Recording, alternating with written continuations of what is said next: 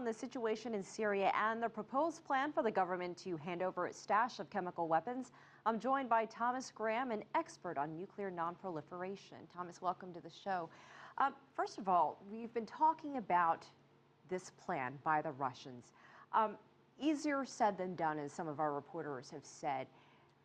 What is a realistic timeline for something like this to happen? The President of the United States said in his speech last night that he would have his warships on standby if diplomacy fails. So are they going to be there for a long time? Well, I suspect they might. This is not something that can be done quickly. Finding the weapons in Syria, even with the government's help, finding all of them, is not going to be simple, especially in the middle of a war. And eliminating chemical weapons is a very complicated undertaking, and one that can't happen quickly anywhere. It's taken the United States 16 years to dismantle our chemical weapons stockpile, and we're not finished yet. Of course, ours is much larger than Syria's. So in terms of finding, securing, and eliminating the chemical weapons, that's going to take some time. However, there is one thing that they can do quickly, and that is to join the Chemical Weapons Convention, the treaty that prohibits the possession of these weapons. So what would that do then?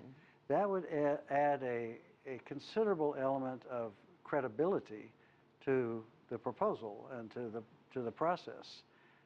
It wouldn't eliminate any weapons, but it would obligate internationally and domestically the Syrian government to eventually eliminate them. Our correspondents have also mentioned that, hey, look, if they do agree and they allow an outside party to come through and look and document these weapons, both sides would have to agree to some sort of ceasefire. I mean, the UN inspectors last week had a hard enough time touring around. So what is the reality of a ceasefire happening, or letting an outside group do their job without any harm? It seems to me it borders on the not possible to try to secure and eliminate nuclear weapons in the middle of a shooting war without a ceasefire. I think a ceasefire would have to be part of this for it to work over time.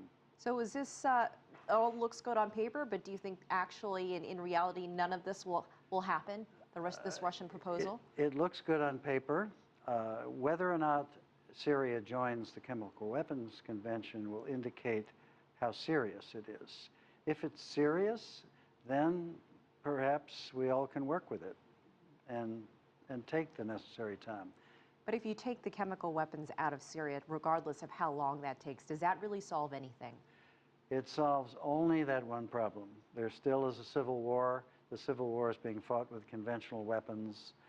It only solves that problem. It's a step in the right direction, but that's all it is. All right, Thomas Graham, we appreciate your time and your pleasure. insight. A very complicated issue, and I guess we'll just have to wait and see what happens, that first step. We'll wait and see and hope for the best. All right, thank you so much. Thank you, Elaine.